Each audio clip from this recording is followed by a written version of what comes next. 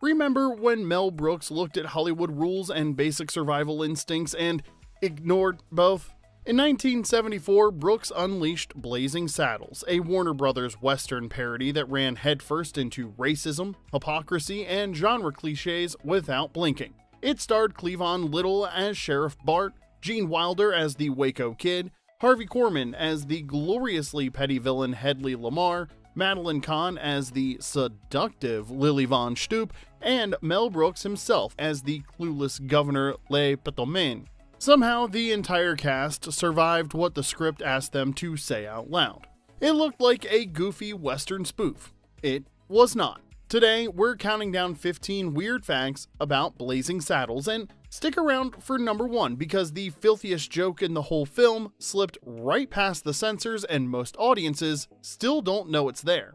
Now, before we start, hit that like button and subscribe so you don't miss our next deep dive into the glorious chaos of 70s cinema. Now, let's saddle up with number 15, the campfire scene that broke a 70-year taboo. For decades, Hollywood loved showing cowboys eating beans by the campfire. What Hollywood never showed was what happened next. Mel Brooks thought that was ridiculous and decided to fix it in the most juvenile way possible. The infamous campfire scene shattered an unspoken studio rule that had held since the silent era. You do not let characters fart on screen, ever. At least, not in a mainstream American movie, not audibly, and definitely not on purpose. Brooks' logic was simple. Westerns had been lying to audiences for years. Cowboys ate beans. Beans have consequences, and pretending otherwise wasn't classy, it was just dishonest. So he made the most realistic Western moment in cinema history and made it aggressively, unapologetically, crude. Not only did he keep the scene, he made sure it landed. He knew audiences would be laughing so hard they might miss part of the gag, so he boosted the sound effects to cut straight through the chaos, and it worked. The moment told audiences exactly what kind of movie they were in for. If this was allowed, nothing was sacred. The fallout lasted for years. Television broadcasts tried desperately to undo the damage by muting the farts, replacing them with horse whinnies, pretending grown men were just shifting uncomfortably in their saddles, but it was too late. The taboo was broken. Number 14. The Indians were speaking Yiddish. Blazing Saddles hid one of its smartest jokes in a language most of the audience didn't speak, and it took decades for people to fully catch on. There's a flashback scene where a Native American tribe encounters a young Sheriff Bart and his family. The warriors move in, tension builds, the chief opens his mouth, but he doesn't speak a made-up tribal language. He speaks Yiddish. The chief, played by Mel Brooks himself, calmly tells his warriors to stand down. No subtitles and nobody noticed. Just rapid-fire Yiddish delivered like it's the most natural thing in the world. Most viewers had no idea what was being said. It just sounded vaguely foreign, which was exactly the point. If Hollywood was already doing this, why not make it literal? There's another layer hiding underneath though. The chef spares Bart's family because they're darker than us. They darker than us. Woof. It's a quick moment, but it carries real weight. Brooks wasn't just mocking casting traditions, he was quietly signaling solidarity between groups who'd been marginalized and turned into characters on screen. And just to push the joke completely over the edge, Brooks added a visual gag most people still miss. The chief's headdress includes Hebrew text that reads "kosher for Passover." That's peak Blazing Saddles. If you caught the joke, you laughed. If you didn't, the movie kept moving. Either way, Mel Brooks was already 10 steps ahead. Number 13, John Wayne loved the script but walked away. Mel Brooks didn't bother with agents or studio channels. He walked right up to John Wayne in the Warner Brothers commissary and handed him the Blazing Saddles script personally. No pitch deck, just pure audacity. Wayne agreed to read it. The next day, he tracked Brooks down and told him the truth. He'd laughed his ass off. The script was hilarious, sharp, fearless, and exactly what it was supposed to be, but then came the hard stop. Wayne told Brooks he couldn't do it, not because it wasn't funny, but because it was too funny, too dirty, and too much of a grenade for the carefully polished John Wayne brand. His reasoning was brutally honest. He said it would disappoint his fans. The people who saw him as the living embodiment of the American Western hero weren't ready to watch him torch the genre from the inside out. And then came the kicker. Wayne told Brooks he'd be first in line to see it when it hit theaters. The most famous cowboy in movie history knew exactly what Blazing Saddles was doing. He respected it, he just didn't think America was ready to hear it coming from him. That past turned the Waco Kid into one of Hollywood's greatest what-ifs. Brooks initially cast Gig Young, but when that fell through, the role went to Gene Wilder and lightning struck in a completely different way. Wayne later admitted he should have taken a deeper look at the script. By then, the movie had already proven audiences were more than ready, they just needed someone else to light the fuse. Number 12, Frankie Laine thought he was singing a real Western. That thunderous opening theme in Blazing Saddles sounds like it belongs in a dead serious Western epic. And that's exactly what Mel Brooks wanted because the man was being diabolical. And then something unexpected happened. The actual Frankie Laine, the guy who sang the themes for Gunfight at the OK Corral and Rawhide, walked into his office ready to work. Brooks made a decision on the spot.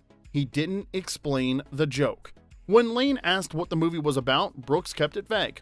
A Western, serious themes, big emotions. Nothing that would tip him off that he was about to introduce one of the most outrageous comedies ever made. Laine bought it completely. He sang the theme with total conviction, no awareness that he was setting up a punchline. Only after the song was locked did Brooks add the whip cracks, which got layered in during post-production, long after Laine had left the building. When Laine finally saw the finished film, he realized he'd been played.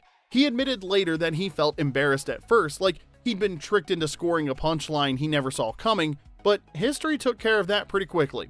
The song became legendary. It didn't undercut the movie, it actually elevated it. Blazing Saddles opened with a song that believed in itself, and that's exactly why the joke worked. Number 11, Mongo was played by an actual NFL enforcer. Mongo wasn't played by a stuntman or some padded-up character actor.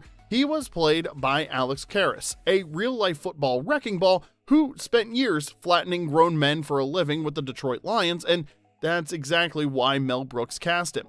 Brooks didn't want Mongo to be a typical brute. He wanted the biggest, toughest guy on set to play someone gentle. Mongo is a child in a giant's body, wandering through a Western like he accidentally stumbled onto the wrong set. The casting gets even funnier with hindsight. Years later, Karras completely reinvented himself as the warm, lovable TV dad on Webster. The same guy who leveled NFL linemen and knocked out a horse for laughs became America's reassuring father figure. That's a career arc nobody saw coming. Brooks didn't just flip expectations for one scene, he flipped an entire public persona. Mongo worked because the strength was real, the softness was real, and audiences could feel both at the same time. Number 10, Hedy Lamarr was not amused. One of Blazing Saddles' smartest running gags is also the one that came with legal paperwork. The villain's name isn't Hedy Lamarr, it's Hedy Lamarr, and yes, that distinction mattered. The real Hedy Lamarr did not appreciate her name being dragged through a Western satire, so she sued. Mel Brooks' reaction was pure Mel Brooks. He wasn't angry, he wasn't defensive, he said he was actually flattered. This was a golden age icon he genuinely admired. A woman who also happened to co-invent technology that would later help make Wi-Fi possible. If she noticed the joke, Brooks figured that meant he'd done something right. Instead of backing off the joke, the movie leaned into it harder. There's a scene where Brooks' character snaps at Hedy Lamarr with the line, "This is 1874, you'll be able to sue her." That line wasn't in the original script. It was added after the legal threat surfaced. Harvey Korman played Hedy with unhinged precision, turning him into one of the most gloriously petty villains in parody history. A man constantly correcting people, constantly offended, and constantly losing control of his own dignity, which somehow made the name gag land even harder. Brooks later joked that Lamarr never got the joke, but the truth is simpler. The joke was never really about her. It was about ego, power, and the absurd seriousness that villains wrapped themselves in. Number 9, the original title was Tex-Ex. Mel Brooks doesn't do subtle. He never really has, and his original title for Blazing Saddles proved it. He wanted to call the thing Tex-Ex, a satirical riff on Malcolm X, dropped into a Western like a Molotov cocktail at a barn dance. Warner Brothers executives saw the title and immediately started sweating through their suits. Not because they didn't get the joke, but because they got it too well. Half the audience would think it was a radical statement piece. The other half would assume it was an adult film showing at the wrong theater. Neither scenario ended with a good box office. The title came straight from Andrew Bergman's original story outline, and it told you exactly what Brooks was planning. He wasn't going to politely nudge racism with a feather, he was going to dropkick it through a saloon window and laugh while it burned. The studio killed Tex X immediately. A few safer titles got tossed around, like Black Bart, The Purple Sage, names that sounded like actual westerns instead of hand grenades with the fuse already lit. Then, Brooks had a thought. In the shower, apparently, because that's where genius happens. Blazing Saddles. It sounded like a dead serious western epic, but meant absolutely nothing. Perfect camouflage for the chaos inside. The studio thought changing the title would tame the movie, which is adorable. They clearly didn't read page 2. Number 8. The film was nearly rated X before anyone saw it. In 1974, one letter could erase a movie from existence. X. Theaters wouldn't book it, newspapers wouldn't advertise it. A studio comedy slapped with an X might as well have been sealed in a vault and dropped into the ocean, and Blazing Saddles was drifting dangerously close to that cliff. The language was blunt, the racial satire didn't soften its punches, the bathroom humor wasn't coy or implied, it was loud, deliberate, and completely unconcerned with good taste. The MPAA flagged joke after joke, scene after scene, warning the studio that this thing was pushing past acceptable limits for a mainstream release. Panic set in fast. Mel Brooks was told changes had to be made, not suggestions, orders. Timing was adjusted just enough to keep the movie on the R side of the line. Brooks made the cuts he absolutely had to make, knowing exactly how little ground he was willing to surrender. And then came the studio's final attempt to wrestle back control. Executives handed Brooks a list of jokes they insisted could not stay in the movie. Brooks read it carefully, nodded politely, and took it home. He didn't cut a single joke. Instead, he framed the list and hung it on his wall. Every forbidden gag stayed exactly where it was. The list became a trophy. When the film finally hit theaters, audiences didn't feel like they were watching something toned down, they felt like they were watching something shockingly unfiltered. People walked out stunned that a studio had allowed it to exist at all. Brooks later joked that if he'd released the original cut, the rating wouldn't have mattered anyway. No studio would have touched it with a 10-foot pole. The version we know today is technically the safe one, and it still scared Hollywood half to death. Okay. Now we have to take a quick pause before the movie punches through another brick wall, because I want you to tell us, where do you land on Blazing Saddles today? Drop it in the comments below, hit like if this film still makes you laugh in uncomfortable places, and subscribe so you don't vanish from our storyline like a studio executive mid-panic. Alright, now let's get back into the chaos with number 7. Warner Brothers tried to kill the movie after it was finished. By the time Blazing Saddles was finished, Warner Brothers wasn't celebrating. They were looking for an exit strategy. Early internal screenings landed like a bomb, and not the fun kind. The jokes were blunt, the satire was aggressive, the racial commentary wasn't hiding behind metaphor or good manners. So studio executives weren't worried about critics, they were worried about protests, boycotts, headlines that ended with people clearing out their desks. The fear was simple, that releasing this movie could torch careers overnight. So a nuclear option hit the table. Shelving the film entirely, not re-editing it, not softening it, just burying it in a vault and pretending the whole thing never happened. What stopped that wasn't sudden bravery from the executive suite, it was the audience. Test screenings changed everything. Crowds didn't sit in stunned silence, they erupted. Laughter rolled through the room from the opening scene to the closing credits. Not polite chuckles or even nervous giggles. Full, uncontrollable howling that made it impossible to deny what was happening. People weren't offended, they were all in. Word spread fast and viewers demanded to see it again. They asked when it would hit theaters and treated the movie like something they'd discovered rather than something they'd been handed. Faced with proof they couldn't spin away, Warner Brothers backed down, reluctantly and carefully with almost zero confidence. And the movie exploded anyway.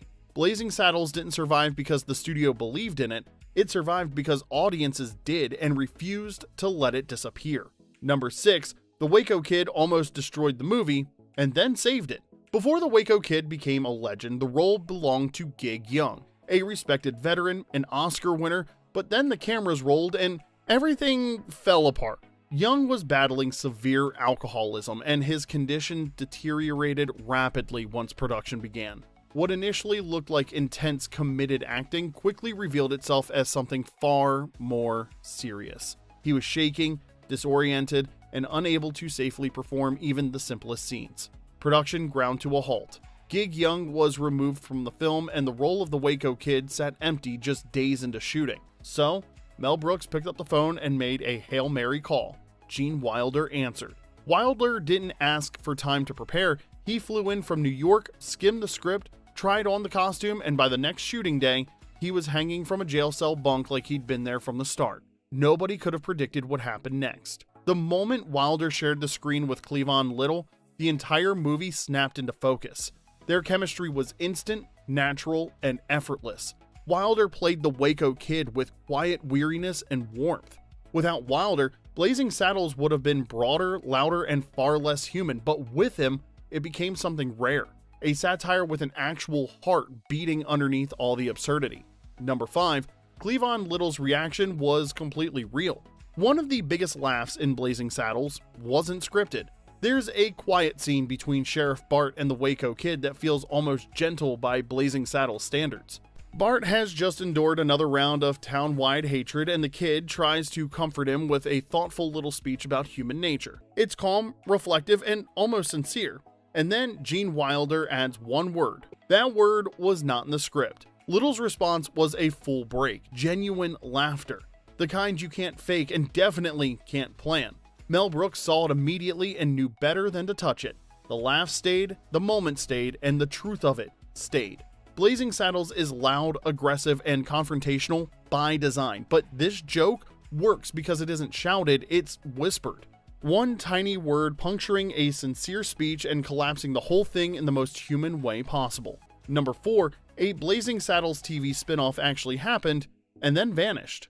Hollywood looked at Blazing Saddles and thought, yeah, but what if we removed everything dangerous about it and put it on network TV? That's how we got Black Bart. In 1975, just 1 year after Blazing Saddles detonated in theaters, Warner Brothers tried to turn the chaos into a television series. A straight-up spin-off built on the same premise but scrubbed clean enough to survive primetime. The result was a single TV pilot that aired exactly once as a CBS special presentation and then quietly vanished. Louis Gossett Jr. stepped into the role originally owned by Cleavon Little. The Waco Kid was replaced entirely by a new sidekick played by Steve Landesberg, reimagined as a former Confederate soldier named Reb Jordan. That choice alone tells you how cautious this whole thing had become. Here's where things get interesting though. Over the years, a persistent rumor has floated around among film buffs that Warner Brothers quietly kept producing episodes that never aired, not because anyone wanted to watch them, but because of a contractual loophole. The theory goes that as long as the studio could claim it was actively producing Blazing Saddles related content for television, it retained sequel rights.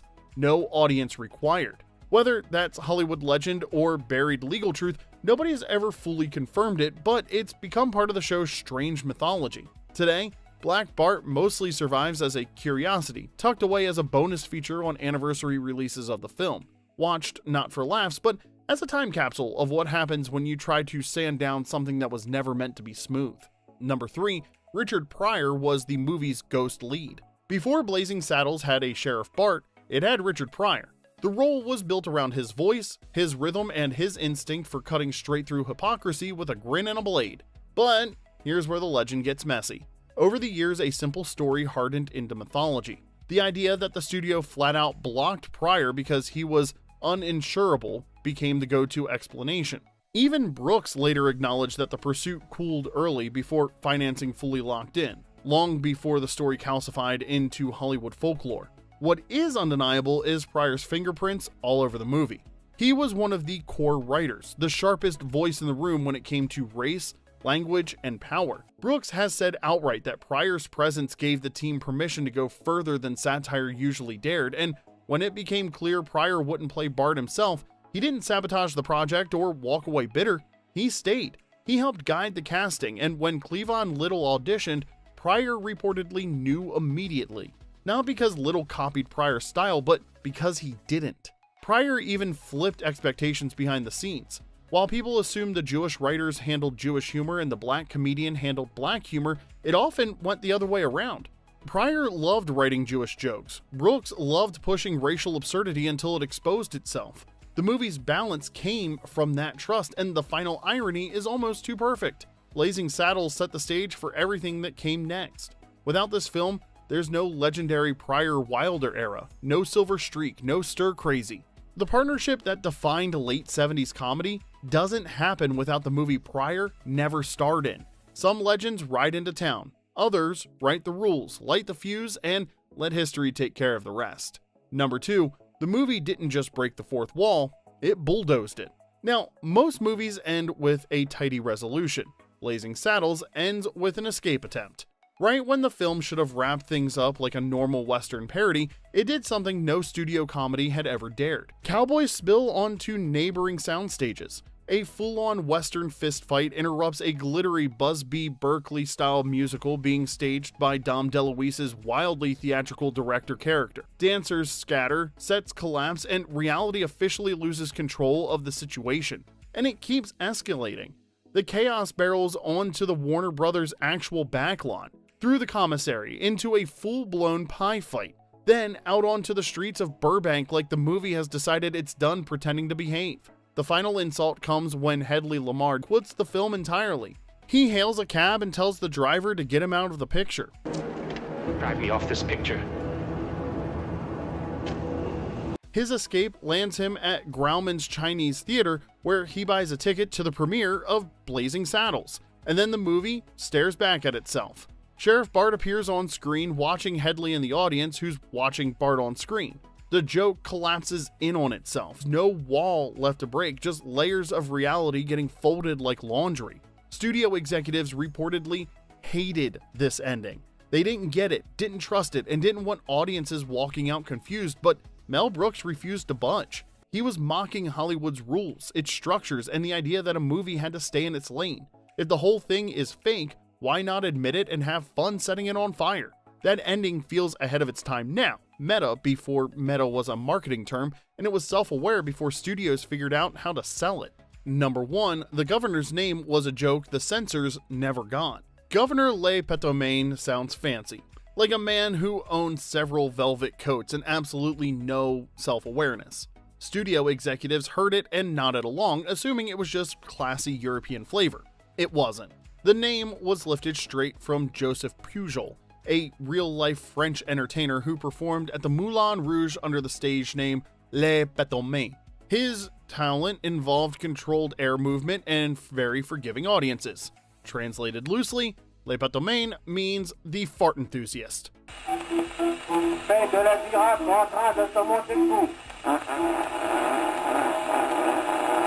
Brooks loved jokes that worked on 2 levels. If you spoke French, the punchline hit immediately. If you didn't, you sailed right past with your dignity intact. Either way, Brooks won.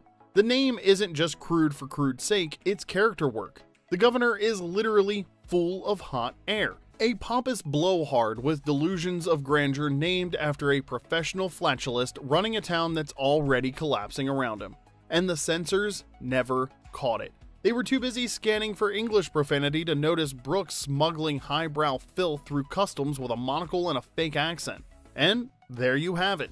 15 weird and wild facts about Blazing Saddles. Which one surprised you the most? Let us know in the comments section below. Subscribe if you haven't already, and share this with a friend who still quotes the campfire scene at inappropriate moments.